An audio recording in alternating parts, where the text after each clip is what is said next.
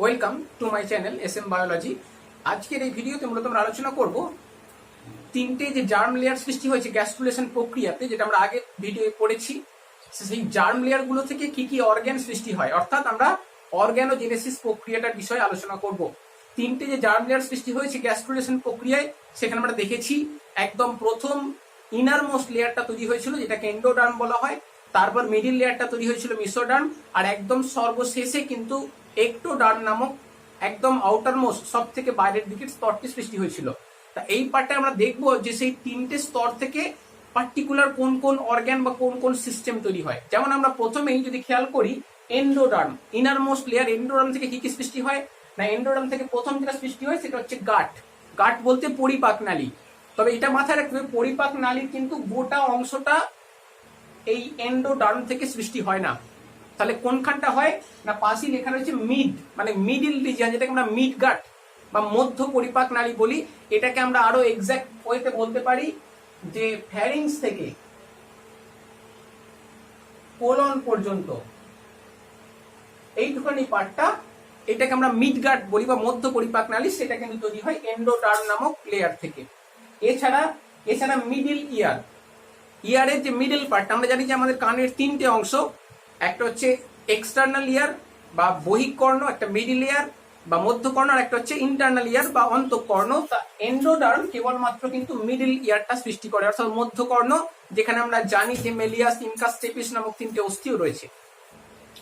এছাড়া gastric gland বলতে পরিপাক গ্রন্থি, ওটা একটা, যেটাকে আমরা পাক গ্রন্থিও বলে থাকি, পাকস্থলীর ভিতরে থাকে, সেটাও কিন্তু তৈরি হয় এন্ডোডার্ম থেকে। এছাড়া ইন্টেস্টিনাল গ্ল্যান্ড, যেটাকে আমরা আন্ত্রিক গ্রন্থি বলি, অন্ত্র অর্থাৎ আমাদের ক্ষুদ্রান্তের কিন্তু ভেতরে রয়েছে এই ইন্টেস্টিনাল গ্ল্যান্ড, সেটাও তৈরি হয় এন্ডোডার্ম নামক জার্ম লেয়ার থেকে। এছাড়া আমরা দেখতে পাচ্ছি কিনা থাইমাস হচ্ছে একটা এন্ডোক্রাইন গ্ল্যান্ড, যেটা মূলত আমাদের থোরাসিক রিজিয়নে রয়েছে। সেই থাইমাস গ্ল্যান্ড, যেটা থাইমোসিন নামক হরমোন ক্ষরণ করে, সেটাও কিন্তু এন্ডোডার্ম নামক জার্ম লেয়ার থেকে সৃষ্টি হয়। এছাড়া ইউরিনারি ব্লাডার বলতে মূত্রাশয়। তাহলে এখানে আমাদের মাথায় রাখতে হবে, যেটা এক্সক্রিটরি সিস্টেমের খালি ইউরিনারি ব্লাডারটাই কিন্তু এন্ডোডার্ম থেকে তৈরি হয়। বাকি টোটাল এক্সক্রিটরি সিস্টেম কিন্তু তৈরি হয় মেসোডার্ম থেকে। তাহলে এগুলো খুব ভালো করে খেয়াল করতে হবে, কিন্তু টোটাল এক্সক্রিটরি সিস্টেমটা মেসোডার্ম থেকে তৈরি হলেও এক্সক্রিটরি সিস্টেমের মূত্রাশয় বা ইউরিনারি ব্লাডারটা কিন্তু সৃষ্টি হয় এন্ডোডার্ম থেকে। এবং এইগুলোর উপরই কিন্তু প্রশ্ন বেশি আসে। একটা সিস্টেমের দেখা যাচ্ছে একটা ছোট্ট পার্ট একটা জার্ম লেয়ার থেকে হচ্ছে, বাকি টোটাল সিস্টেমটা অন্য একটা জার্ম লেয়ার থেকে সৃষ্টি হচ্ছে। এছাড়া আমরা দেখতে পাচ্ছি thyroid and parathyroid. Thyroid gland এবং প্যারাথাইরয়েড দুটোই এন্ডোক্রাইন গ্ল্যান্ড আমাদের গ্রীবা দেশে রয়েছে। সেই দুটো এন্ডোক্রাইন গ্ল্যান্ডও কিন্তু এন্ডোডার্ম নামক জার্ম লেয়ার থেকে সৃষ্টি হয়। এছাড়া আমরা দেখতে পাচ্ছি কি লিভার অর্থাৎ যকৃৎ, যেটা আমাদের সব থেকে বড় ডাইজেস্টিভ গ্ল্যান্ড, সেইটা, এবং প্যানক্রিয়াস, যেটা একটা মিক্সড গ্ল্যান্ড বা এটাকে মিশ্র গ্রন্থি বলা হয়, অগ্ন্যাশয়। সেই অগ্ন্যাশয় এবং যকৃৎ, এই দুটো গ্রন্থিও কিন্তু এন্ডোডার্ম নামক জার্ম লেয়ার থেকে সৃষ্টি হয়। এছাড়া দেখতে পাচ্ছি কি অ্যান্টেরিয়র লোব অফ পিটুইটারি, এটাও কিন্তু খুব খেয়াল করার বিষয়। পিটুইটারি গ্ল্যান্ডের তিনটে লোব হয়, অ্যান্টেরিয়র, মিডিল আর পস্টেরিয়র। অ্যান্টেরিয়র লোবটাই কিন্তু কেবলমাত্র এন্ডোডার্ম থেকে হয়, মিডিল এবং পস্টেরিয়র লোব কিন্তু আমরা দেখতে পাবো একটোডার্ম থেকে হবে। তাহলে এইগুলি খেয়াল রাখার বিষয় কিন্তু। এছাড়া আমাদের জিভ, টাং, সেটাও কিন্তু দেখা যায় এই মেসোডার্ম নামক জার্ম লেয়ার থেকে সৃষ্টি হয়। তাহলে আমরা দেখে নিলাম যে টোটাল এন্ডোডার্ম থেকে সৃষ্টি হয়। এন্ডোডার্ম নামক জার্ম লেয়ার থেকে যেগুলো সৃষ্টি হয় তাদের প্রত্যেকের কথা আমরা জানলাম। এরপর আমরা আসবো হচ্ছে মেসোডার্ম থেকে।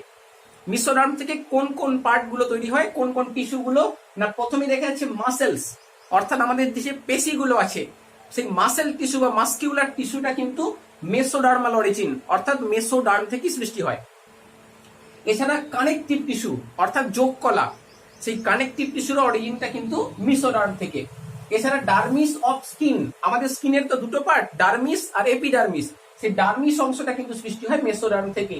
এছাড়া স্কেলিটন, আমাদের যে স্কেলিটন রয়েছে যেটাকে আমরা কঙ্কাল বলি, সেই স্কেলিটনও কিন্তু তৈরি হয় মেসোডার্ম থেকে, যার মধ্যে বোন এবং কার্টিলেজ, এই দুটো অর্থাৎ অস্থি তরুণাস্থি দুটোই কিন্তু পড়ে যাচ্ছে, আলাদা করে আমরা বলছি না। স্কেলিটন মানেই ধরতে হবে আমাদের যে বোন এবং কার্টিলেজ, অস্থি তরুণাস্থি দুটোর কথাই বলা হচ্ছে।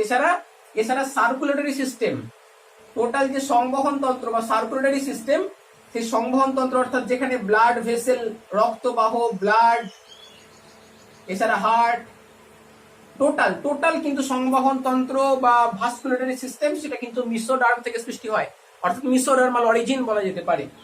এছাড়া অ্যাড্রিনাল গ্ল্যান্ডের কর্টেক্স অঞ্চল, এটাও আমরা জেনেছি যে অ্যাড্রিনাল গ্ল্যান্ডের কিন্তু দুটো পার্ট হয়, বাইরের দিকে পেরিফেরাল পার্টটাকে বলা হয় কর্টেক্স, আর মানে সেন্ট্রাল যে পার্টটা রয়েছে সেটাকে মেডুলা বলা হয়। তা কর্টেক্সটা কিন্তু কেবলমাত্র মিসোডার্ম থেকে তৈরি হয়, মেডুলাটা কিন্তু এক্টোডার্ম থেকে সৃষ্টি হয়। এইগুলো খুব ভালো করে খেয়াল করতে হবে। অ্যাড্রিনাল গ্ল্যান্ডের অরিজিন আমাদের বললে আমরা দেখতে পাচ্ছি কর্টেক্সটা মিসোডার্ম থেকে, আবার এক্টোডার্মে আমরা দেখতে পাবো অ্যাড্রিনাল গ্রন্থির মেডুলা অংশটা রয়েছে। তার মানে অ্যাড্রিনালের অরিজিন হচ্ছে বলতে পারি আমরা মেসো এক্টোডার্মাল, মানে দুটো স্তর থেকেই কিন্তু হচ্ছে। এছাড়া এক্সক্রিটরি সিস্টেমটা গোটাটা, রেচনতন্ত্রের গোটাটা খালি ইউরিনারি ব্লাডার, ওটা endodermal origin, but total excretory system বা রেচনতন্ত্র কিন্তু মেসোডার্মাল অরিজিন। এছাড়া বলা হয়েছে most of the part of the reproductive system, আমরা তো এটা হিউম্যান রিপ্রোডাকশন করলাম, সেই রিপ্রোডাকশনের মধ্যে আমরা mail reproductive system, female reproductive system এবং তার মধ্যে থাকা সেক্স অর্গানগুলোর কথা পড়েছি। সেই প্রত্যেকটা মানে বেশিরভাগ কিন্তু রিপ্রোডাক্টিভ যে স্ট্রাকচার গুলো রয়েছে জনন অঙ্গ সিস্টেমের মধ্যে, সেগুলো সবই কিন্তু মেসোডার্মাল অরিজিন। তার মানে মেসোডার্ম থেকে কোন কোন পার্ট গুলো তৈরি হয় সেটাও জেনে নিলাম। এরপর লাস্টলি আমরা দেখে নেবো যে এক্টোডার্ম নামক আউটার মোস্ট জার্ম লেয়ার থেকে কি কি সৃষ্টি হয়। প্রথমেই গাট, তাহলে গাটটারও কিন্তু অরিজিন বলবো এন্ডো এক্টোডার্মাল অরিজিন, তার কারণ মিড গাট যেটা ফ্যারিংস থেকে কোলন সেটা কিন্তু এন্ডোডার্ম থেকে সৃষ্টি হয়েছে, আর এক্টোডার্ম থেকে ফোর গাট আর হাইন্ড গাট অর্থাৎ অগ্র আর পশ্চাৎ পরিপাক নালীর অংশগুলো কিন্তু সৃষ্টি হয়েছে। মানে আমরা যদি বাক্কাল ক্যাভিটি বলি, মাউথের কথা বলি, এগুলো সব কিন্তু ফোর গাটের মধ্যে পড়ে, সেগুলো এক্টোডার্মাল অরিজিন। আবার হাইন্ড গাট মানে হচ্ছে কোলনের পরে যেগুলো রয়েছে রেকটাম, ওই সমস্ত অ্যানাস পার্ট, ওইগুলো কিন্তু এক্টোডার্ম থেকে সৃষ্টি হয়েছে। এছাড়া স্কিনের এপিডার্মিস নামক অংশটা সেটাও কিন্তু এক্টোডার্মাল অরিজিন। এছাড়া আমাদের ব্রেন এবং স্পাইনাল কর্ড অর্থাৎ আমাদের সেন্ট্রাল নার্ভাস সিস্টেম বলতে পারি, কেন্দ্রীয় স্নায়ুতন্ত্র, সেটাও কিন্তু এক্টোডার্ম থেকে সৃষ্টি হয়েছে। এছাড়া সেন্স অর্গান, আমাদের দেহে যত গ্রাহক অংশ রয়েছে বা যেগুলোকে আমরা জ্ঞানেন্দ্রিয় বলে থাকি, সেই প্রত্যেকটাই কিন্তু এক্টোডার্ম থেকে সৃষ্টি হয়েছে।